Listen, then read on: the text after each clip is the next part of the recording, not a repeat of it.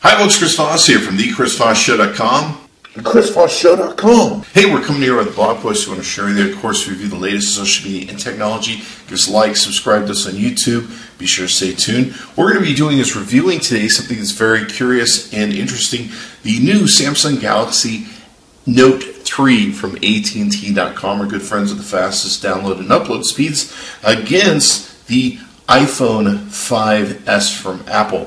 We're going to be doing a versus comparison between these two devices, and we'll see who is going to win. Okay, so what we'll be doing is a benchmarking between these two devices today. Now, the interesting thing here is a website called AT&T took and discovered that the Samsung Galaxy folks had put several lines of code into the Samsung Galaxy Note 3 and had made it so that the processor would run at a higher speed when certain benchmarking apps were run. Now, on average, they found that the processor speeds were increased, or the benchmarking numbers were increased, I should say, by about 0 to 5% more.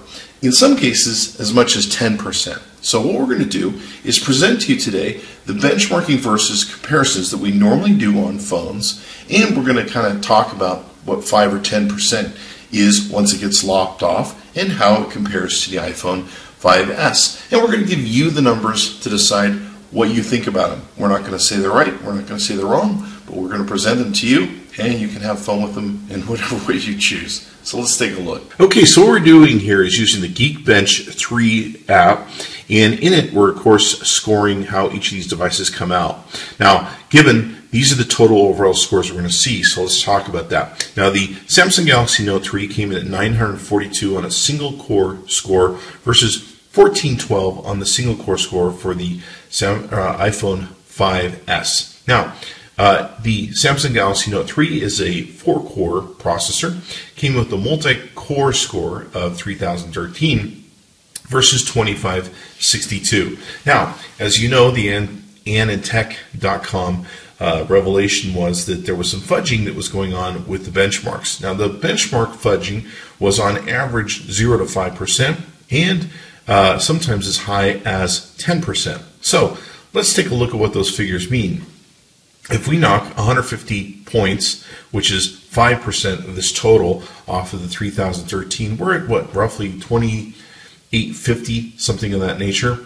If we go to the iPhone 5S, that's still running faster than the iPhone 5S. This is a 2.3 gigahertz processor, super fast, new on the market, 3 gigabytes of RAM, and that's a huge difference there in speed and processor, and it's a quad-core processor. So let's take a look at it another way.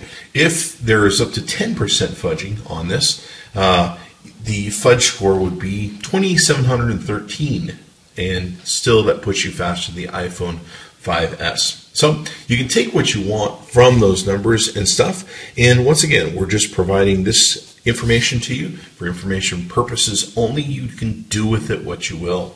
Okay, so here we have the results of the 3D Mark app, and basically this gives us the app. This is the Icestorm Ultimate, which compares chipsets. And you can see here the Icestorm score came in at 18627 for the Note 3 versus for the iPhone 5S 13,291. Now this specifically kind of targets the chipset and the chips, the CPUs, etc., etc.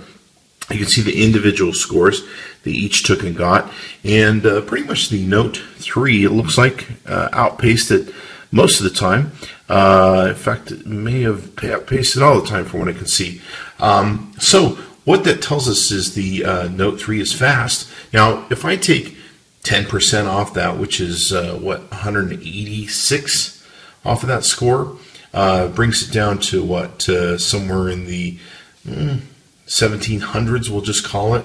We're still beating the iPhone 5S with the Note 3.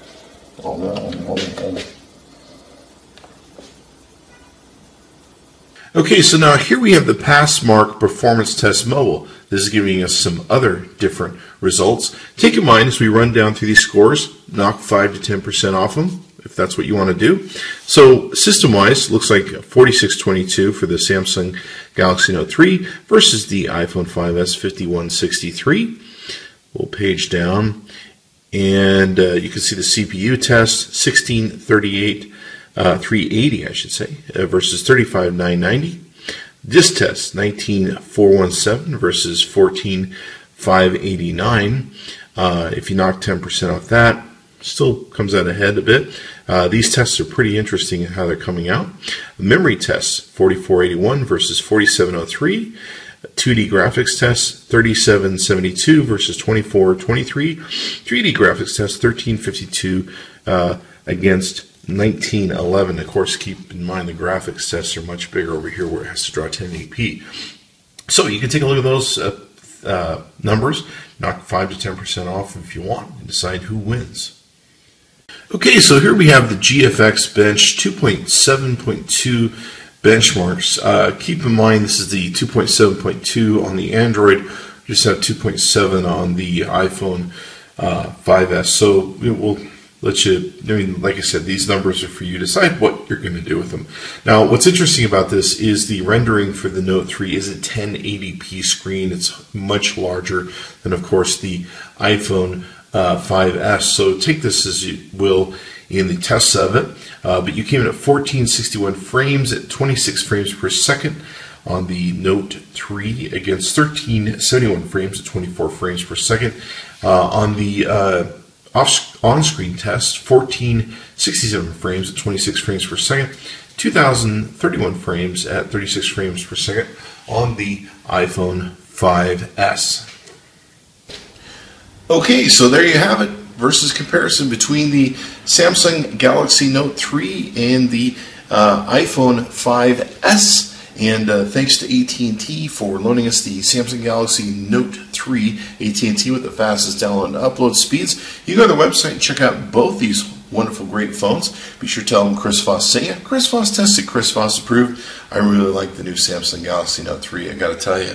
So be sure to check us out, like us, subscribe to us, and watch for all the latest and greatest phones that we'll be reviewing and the versus comparisons we're going to do with both these phones across a wide range of about 20 or 30 phones that have been issued in the last year.